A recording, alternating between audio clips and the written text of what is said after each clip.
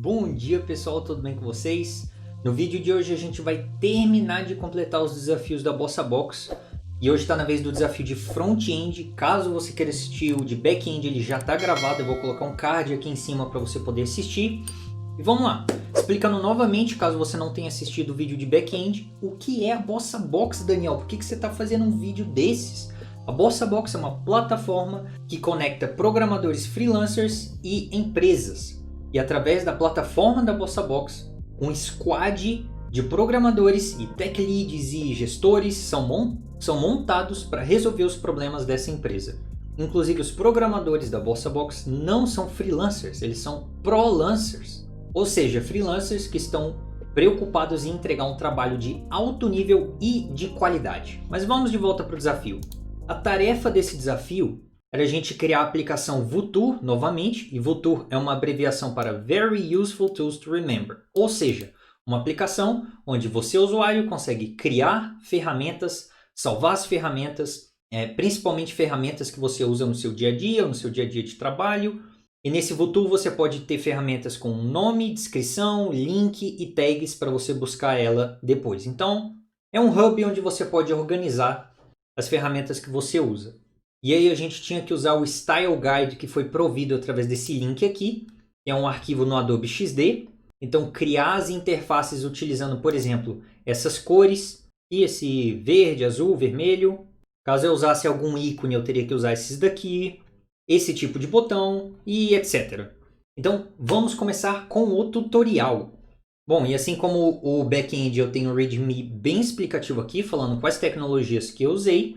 E eu usei o React, o TypeScript e o Styled Components como biblioteca de CSS. Todos os componentes e animações eu criei na mão, eu não usei nenhuma biblioteca. Esse Styled Components ele é simplesmente uma biblioteca de CSS in JS, ou seja, é uma forma de a gente mesclar o mundo do CSS com JavaScript através da criação de componentes com CSS. Então eu posso literalmente pegar um arquivo aqui de styles, por exemplo, vou pegar aqui da tela de login, e tudo que eu exporto com styled components, como por exemplo esse container, eu posso vir aqui no meu componente de JavaScript, ou melhor, de TypeScript, e importar ele do styles e usar ele como componente aqui. Então é só isso que o styled components faz, ele não é uma biblioteca de UI, ou seja, ele não vem com componentes prontos, nem páginas prontas, ele é uma biblioteca de CSS in JS. E o uso aqui do front-end, obviamente, é muito mais simples do que o de back-end. Você simplesmente precisa instalar as dependências com Yarn, iniciar o servidor com Yarn Start, e caso você queira criar um build de produção, você dá um Yarn Build.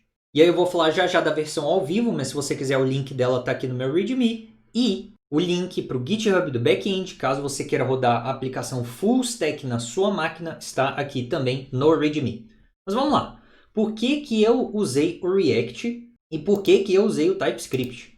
Bom, eu usei o React porque é o framework de front-end que eu mais tenho experiência. Eu cheguei a mexer com o Angular há um tempo atrás, mas eu não gostei muito. E o Vue eu nunca toquei, então tenho mais experiência no React.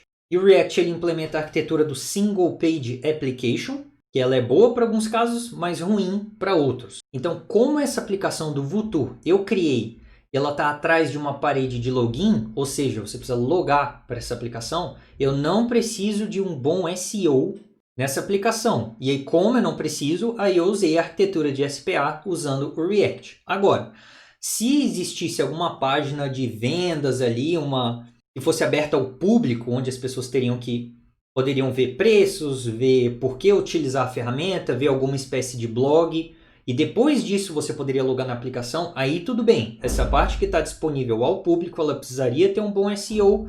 E eu utilizaria alguma biblioteca ou framework como o Gatsby ou Next.js para a gente gerar um site estático.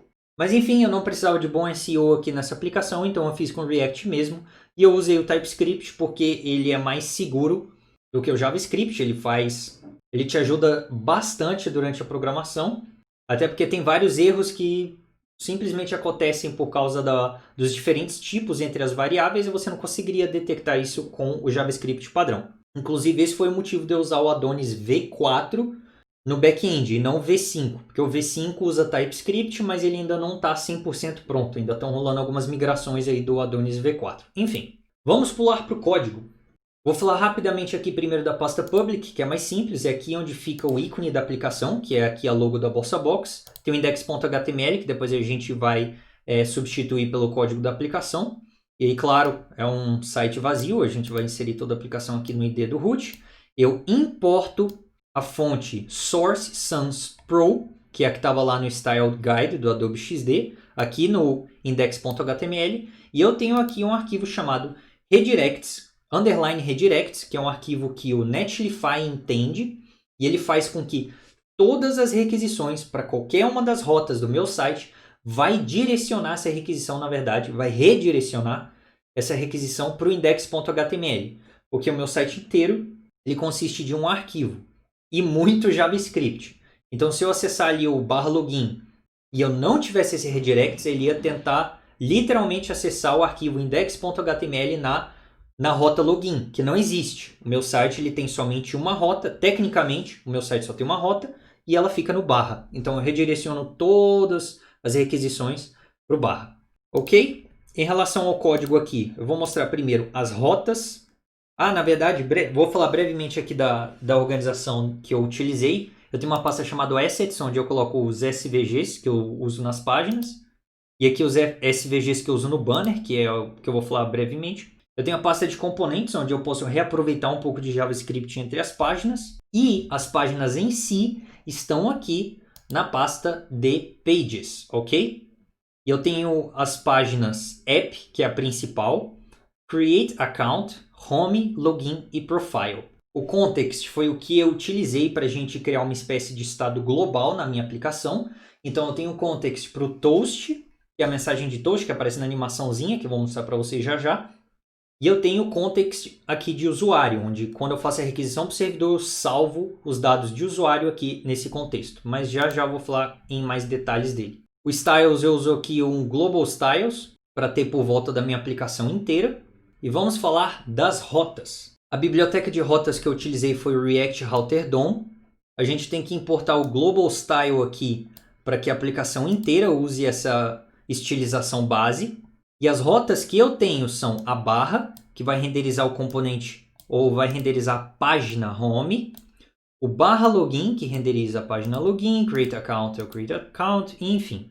E essas três rotas aqui principais, o /login e o /create account, são páginas públicas. Qualquer pessoa pode acessar, você não precisa estar logado para acessar elas.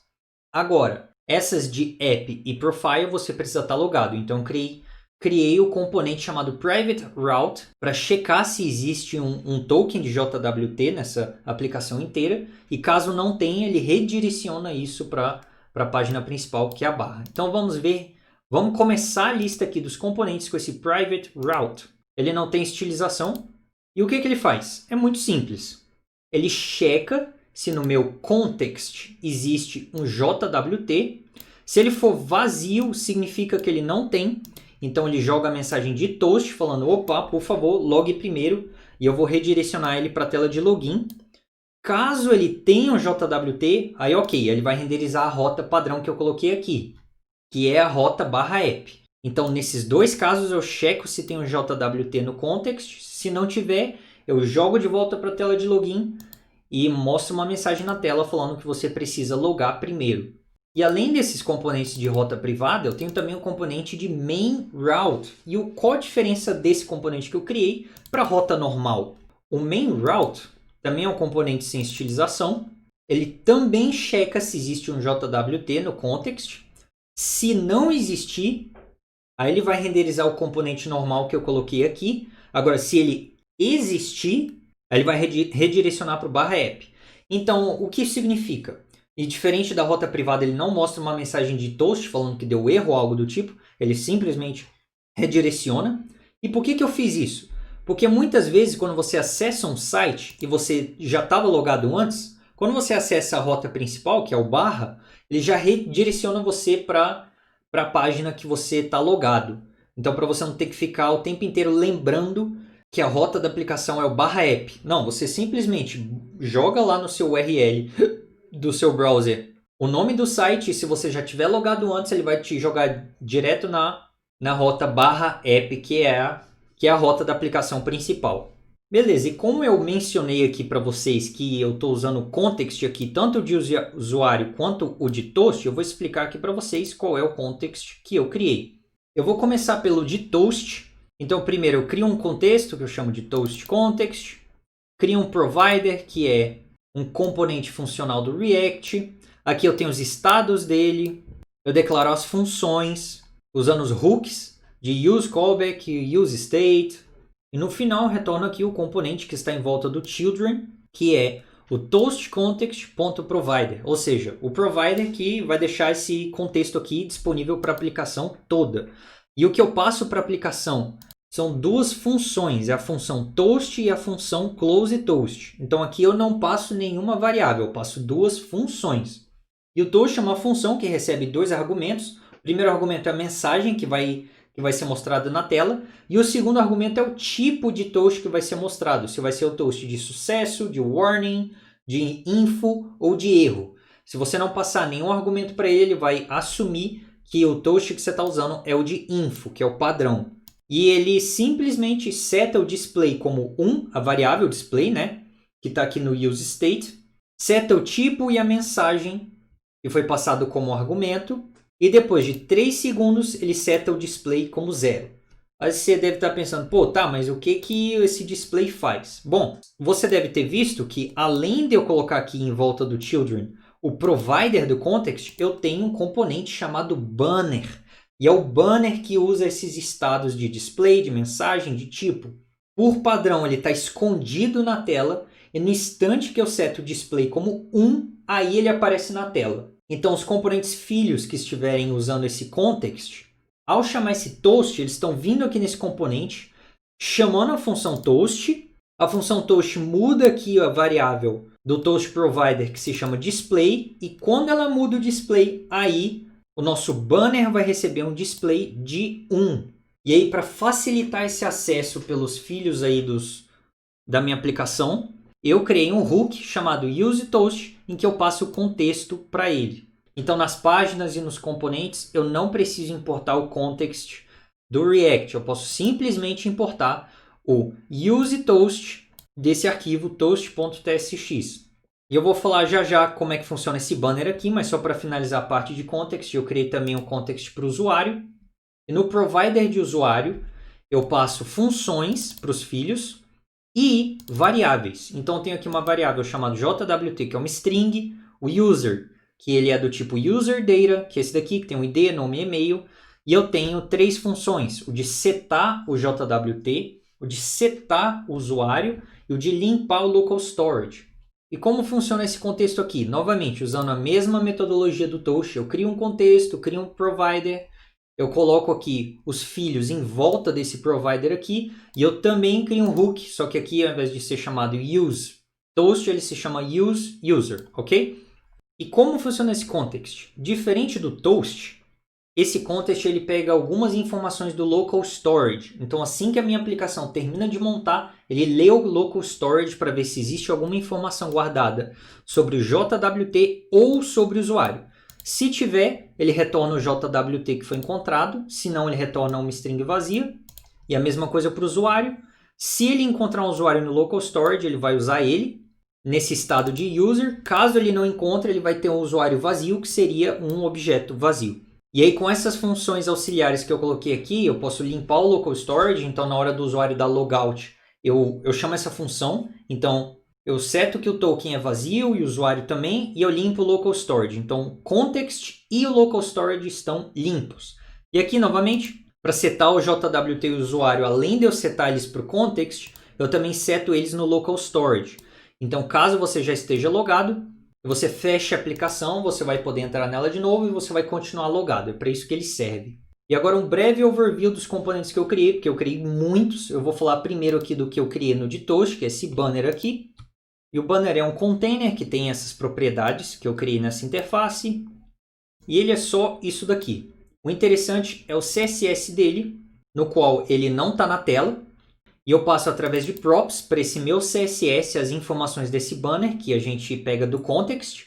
Então eu checo aqui se o display é igual a 1 ou não. Se o display for igual a 1, ele vai estar disponível na tela. e se o display for igual a 0 ele não vai estar, então ele vai estar num lugar negativo à direita. E eu fiz isso para a gente conseguir utilizar uma animação, então dei um transition aqui no right. Então ele vai de menos 500 pixels para 120, quando eu coloco o display dele como 1. Então ele vai de fora da tela para dentro da tela. E aqui a parte de Flexbox e etc. E outros dois componentes que eu criei também foi o de um botão, que eu chamo de Login Button, e a navbar que tem na página principal. Em relação às páginas, a página mais complexa de longe foi a do app, que é a página principal. As outras de Login, Create Account e a Home são bem simples, são somente páginas com algumas informações. Elas não têm estado e são simplesmente um display de texto. Então vou explicar para vocês aqui a página de app. Bom, todas as requisições que eu faço para o back-end, eu pego de um arquivo que eu chamei de API. Esse arquivo de API está aqui na pasta de Services. E ele nada mais é do que uma instância do Axios que diz que a base URL dele é o localhost. E na verdade ele tenta primeiro pegar da variável de ambiente uma variável chamada React App backend URL. Caso essa variável não exista, aí ele coloca localhost 3333. Então lá no Netlify, quando eu fiz o deploy dessa aplicação, eu coloquei essa variável de ambiente apontando para o back-end que eu fiz no desafio passado. Mas se você quiser rodar isso localmente, você não precisa fazer nada em relação à variável ambiente, você simplesmente starta a aplicação e ela vai rodar no localhost e fazer as requisições para o localhost na porta 3333, que é a porta do back-end. A porta do React é 3000. Ok, então eu importo aqui na página de app essa API aqui, que é uma instância do Axios. Eu importo todos os contexts e alguns componentes, SVG, etc. Aqui minhas interfaces que eu utilizei. Eu tenho muitos estados. E assim que a página termina de montar, ela vai executar esse useEffect aqui, onde ele manda o loading ser igual a 1 e ele faz uma requisição para a API. Ele manda um get para a rota de /to com a página que está definida na nossa variável do useState, que por padrão ela começa como 1. Então, basicamente, ele pega todas as ferramentas que estão na página 1 do usuário que está logado. E caso ele pegue algum erro com isso, eu checo se o código do erro é 401, porque se o erro for 401, significa que esse usuário não tem autorização para fazer esse request. Ou seja, o JWT deste usuário provavelmente expirou. E aí, caso ele tenha expirado, eu limpo o local storage, eu mando a mensagem de por favor, log novamente e eu mando ele para a tela de login. E se acontecer algum erro diferente desse, eu falo o server na verdade está offline, por favor, tente novamente. E eu mando ele para fora da aplicação principal, limpando o local storage e mandando ele para a tela de login. Para reaproveitar nas outras funções a seguir, eu criei essa função de reload. E seta o loading igual a 1, seta a página como parâmetro que você passa para esse reload. Se você não passar nada, ele recebe como 1. Novamente, faz um get para o back-end pegando todas as ferramentas. E sempre que acontecer algum erro de código 401, eu mando ele para fora da aplicação e falo para ele logar novamente. Algumas funções auxiliares aqui para a gente criar a ferramenta, atualizar a ferramenta, deletar a ferramenta e pesquisar. Então vamos agora para a parte do HTML. Eu não criei um componente para um modal que aparece na tela. Eu programei ele e coloquei ele tudo aqui nessa página do app. Porque senão a gestão de estados ia ficar um pouco mais complicada. Eu resolvi colocar tudo aqui mesmo.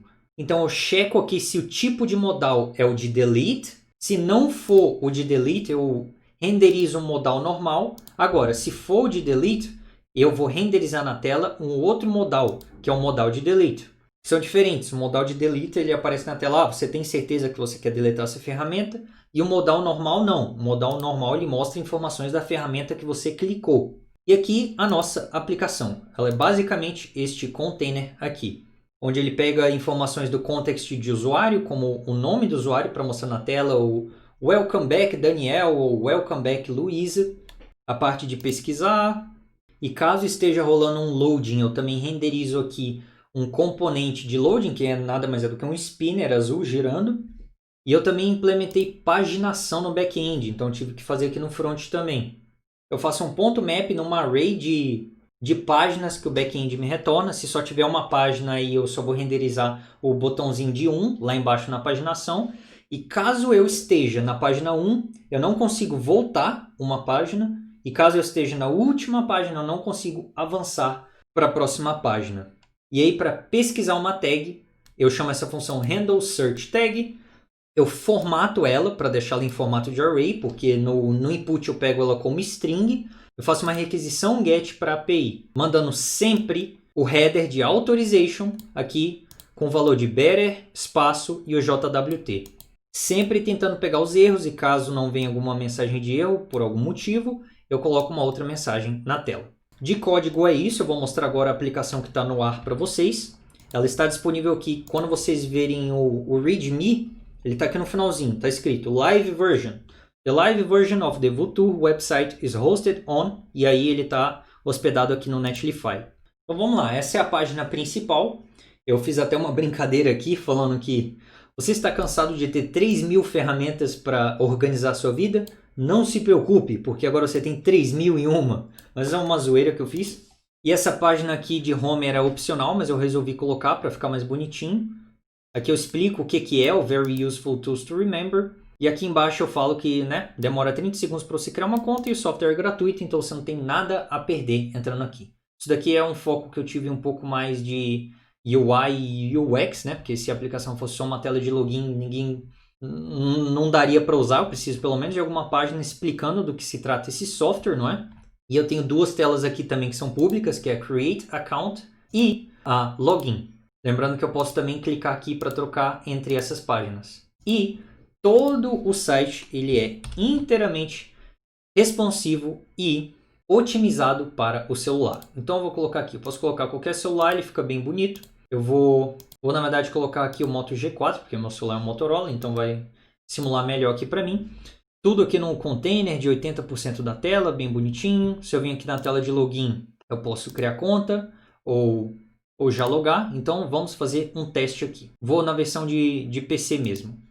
Eu tenho um e-mail chamado daniel@gmail.com e aí, como eu não envio nenhum e-mail nessa aplicação, não importa se o e-mail existe ou não. Então eu criei aqui, e não é meu e-mail pessoal, mas não existe. Então, vamos lá.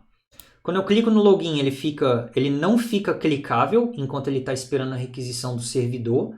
Então não consigo mais ficar clicando sem parar fazendo requisição, ele fica desabilitado. E às vezes o meu servidor no Heroku ele demora um pouquinho para responder, então beleza, mas deu para visualizar ali o componente de spinner também. E aqui na minha conta, dá para ver aqui que meu usuário é o Daniel Berg, eu tenho somente uma ferramenta. Então eu não consigo ir aqui nem para a página de trás, nem para a página da frente, eu tenho só uma página. Se eu ficar clicando aqui na página 1, ele vai ficar constantemente recarregando a página 1. Isso aqui, o modal, existem na verdade 3 modais diferentes. É o modal de editar a ferramenta, que basta clicar aqui nela, que vai abrir esse modal aqui para você. Tem o modal de acrescentar uma nova ferramenta, e aí é igual ao outro que vocês viram, só que sem nada aqui. E tem também o modal de apagar a ferramenta, que ele pode ser ativado a partir desse X aqui que vocês estão vendo, ou se vocês entrarem para editar e clicarem em Delete Tool. Então não tem problema se vocês clicarem sem querer aqui em Delete. Relaxa que ainda tem um segundo modal perguntando se vocês têm certeza ou não de que vocês querem deletar ele. Então vamos fazer um teste. Eu vou editar aqui o meu modal, eu vou editar minha ferramenta, eu vou trocar o nome dessa ferramenta para Notion, e aqui eu vou trocar o site para notion.com. Eu vou colocar as tags como produtividade, Notion e web, por exemplo. Vamos dar um update aqui.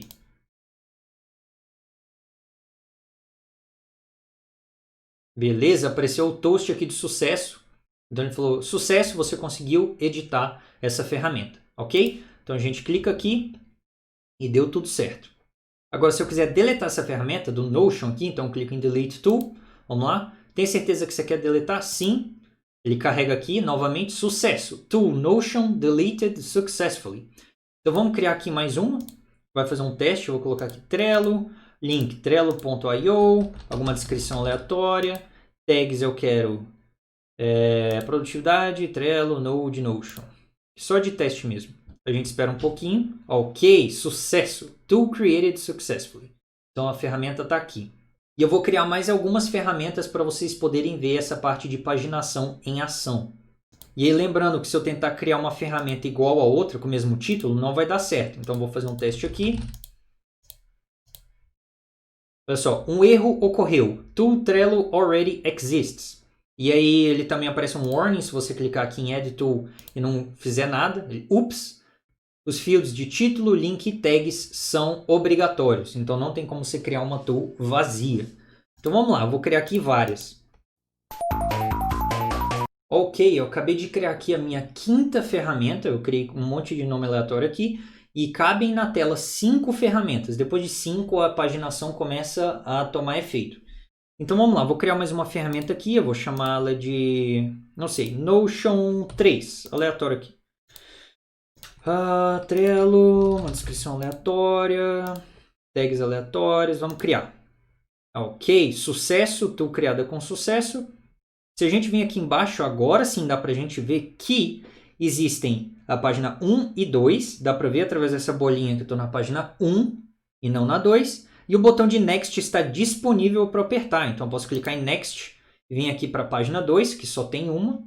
Eu posso clicar em Previews para eu voltar para a página 1. Ou eu posso literalmente clicar aqui no botão 1 e 2. Ok? Então a paginação está funcionando. Se eu deletar aqui a ferramenta, vou deletar Notion 3, Delete. Aqui, sucesso. E aqui a parte de paginação foi atualizada. Em relação ao perfil. Em relação às tags antes, na verdade. Vou pesquisar, por exemplo, a tag Node. E é no instante que você sai dessa caixinha aqui, ou você tem aquele efeito do onBlur no JavaScript, ele pesquisa para você. Então vamos pesquisar. A gente tem duas tags aqui. Ou duas ferramentas com a tag Node. Beleza? Se eu pesquisar aqui outra tag como Trello, por exemplo. Vamos pesquisar. A gente tem 3. E se eu quiser limpar aqui da tela esse filtro que eu fiz, basta deletar e clicar fora dessa caixa aqui, que ele volta ao normal. E eu tenho, por exemplo, essa tag aqui somente uma ferramenta. Se eu pesquisar e clicar fora, a gente só tem uma ferramenta. E aí, se eu limpar aqui o filtro, ele volta para a parte normal. Em relação ao perfil, ele reconhece meu nome aqui através do context, eu posso atualizar ele. Então vou colocar, por exemplo, como new name aqui, vou botar meu nome completo, Daniel Berghuis. Eu não quero atualizar a senha, eu quero que a minha antiga se mantenha. Então vamos lá, update profile. Ok, sucesso! Então Daniel Berghuis aqui, na outra tela, se eu voltar também, welcome back Daniel Berghuis. Beleza? Lembrando que eu também posso fazer o logout ou delete account. Se eu quiser deletar a conta, aparece uma mensagem aqui de alerta. Eu tenho que digitar minha senha, mas eu não quero deletar. Então vou fechar aqui. E para eu fazer logout é simplesmente eu clicar aqui no botão. Então clico, prontinho, já saiu. Em relação à versão de celular, vou mostrar as telas aqui para vocês. Vamos aqui para o login. Eu vou com a minha conta normal, Daniel. Ok, a gente consegue ver que ele está bem otimizado aqui para o celular. Não tem nada fazendo o tamanho da tela estourar. Se eu clicar aqui para editar, também está cabendo aqui na tela. Delete Tool também. De adicionar uma ferramenta também. E novamente o perfil aqui na restrição do tamanho da tela. Beleza? E é isso. Vou dar um logout. Lembrando que o código está no GitHub, então vocês podem vir aqui no Vutur Frontend no meu GitHub e vocês podem ver o tutorial de como executar isso aqui na sua máquina ou pegar a versão ao vivo. E assim que eu terminar de gravar esse vídeo, eu vou colocar um link para ele lá de tutorial também. E só para completar, eu falei que o meu Frontend estava hospedado no Netlify. Aqui está ele, Vutur Frontend. Aqui estão as minhas configurações. E bem em Settings aqui, em Build and Deploy, eu tenho a minha variável de ambiente. Eu coloquei aqui que a minha variável de ambiente é React App Backend URL. É o URL aqui do meu site, do meu backend que está no Heroku. E ele já tem essa parte de deploy contínuo já integrada nele. Assim que ele detecta que rolou um push no master, no branch master do meu GitHub, ele já faz o deploy aqui no Netlify. Show! E para finalizar o desafio, eu vou responder as perguntas aqui finais. Lembrando que eu fiz o desafio de full stack, então eu não utilizei essa API que foi provida por eles, eu utilizei a API que eu criei no desafio de back-end. Só falando um pouquinho sobre mim, meu nome é Daniel Berghaus, mas a galera me chama de Daniel Berg porque é mais fácil de falar. Eu sou desenvolvedor full stack e sou estudante de engenharia de redes na Universidade de Brasília. Eu estou atualmente no 6º semestre, graças a Deus já terminei a maioria das matérias, eu estou com bastante tempo livre agora. E eu já falei no vídeo de back-end, mas queria deixar claro que eu encontrei a BossaBox quando eu estava procurando por uma plataforma para programadores freelancers e eu gostei muito dessa metodologia que vocês têm de montar um squad para resolver o problema da empresa. Eu achei isso extremamente organizado e eu tenho a oportunidade de lidar com outros prolancers também. Eu gostei bastante, por isso que eu estou aplicando esse desafio na BossaBox. E atualmente eu tenho aproximadamente 8 horas por dia durante a semana para aplicar na BossaBox. Durante o iniciozinho aí da manhã até a tarde para a noite. E é isso, eu aqui só falando novamente, eu escolhi o React e o TypeScript porque é o framework que eu mais estou confortável e a arquitetura de single page application do React encaixa perfeito no front-end que está atrás de um formulário de login. Agora, caso houvesse a necessidade de eu fazer uma parte do site com bom SEO, aí eu provavelmente levaria em consideração usar um Gatsby ou Next para fazer essa parte que está pública do site. E é isso, pessoal. Muito obrigado pela oportunidade desse desafio. Obrigado a todos que assistiram o vídeo e principalmente obrigado a você que aguentou até o final do vídeo. Você é um guerreiro e é isso aí, pessoal. Muito obrigado e até a próxima.